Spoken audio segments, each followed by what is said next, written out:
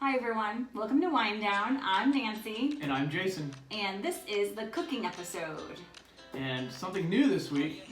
This week, wine featured is Robert Oatley's Cabernet Sauvignon. Not a sponsor yet.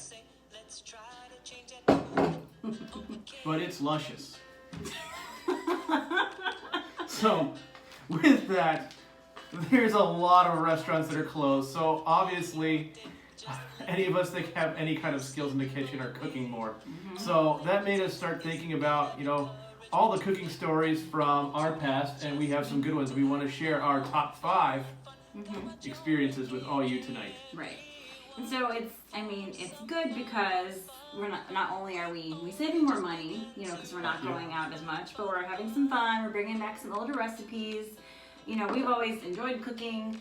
Jason, he's like the master of the grill, like the master of the smoker. And when it comes to Thanksgiving dinner, that's all him. That's mine. And I like to cook. I'm good at it, and it's a lot better than baking because I don't have to measure. I can just kind of throw everything in. I'm kind of like a throw everything in kind of girl. You're an artiste. All right. Okay. Anyways, this is what we're going to share. Like I said, we're going to share some of our experiences. And so here is our top 5.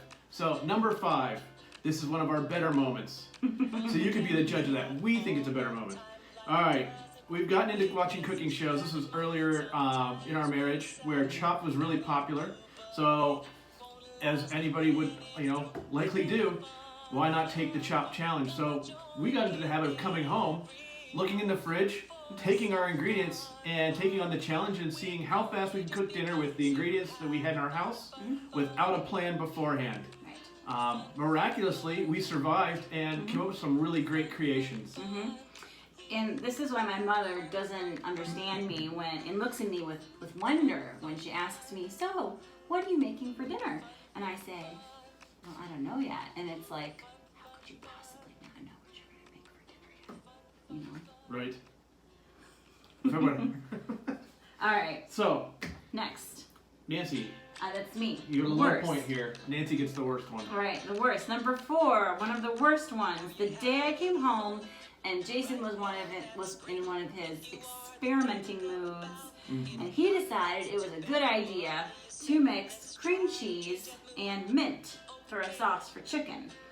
I mean, you have always been more adventurous than me, but some things are just not supposed to go together.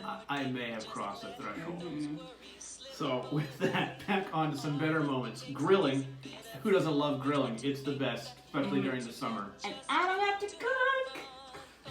cook. So with that, obviously you don't have to heat up the kitchen and clean up any, let's clean up.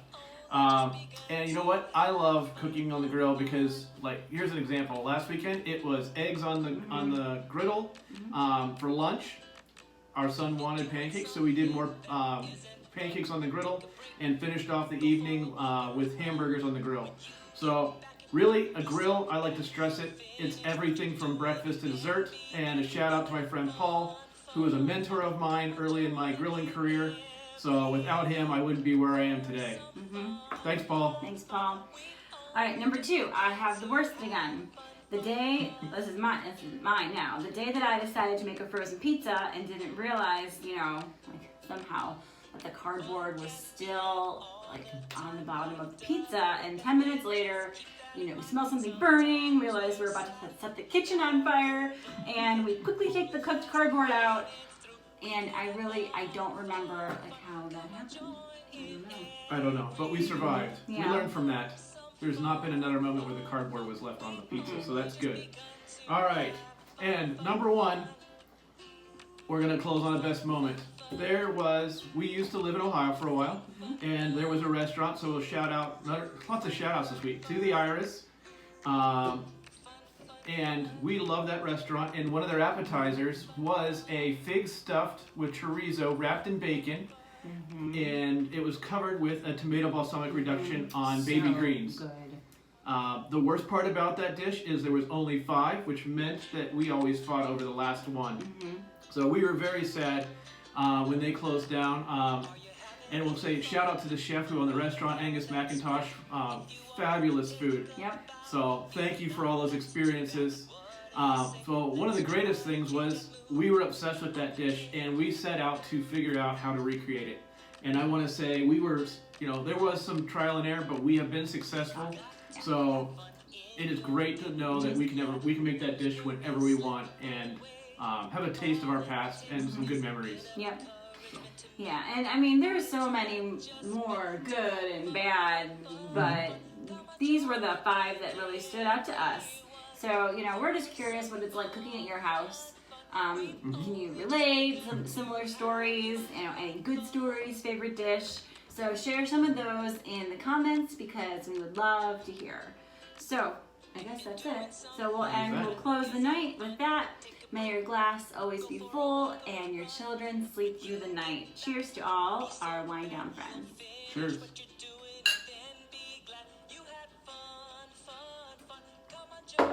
See ya. Bye.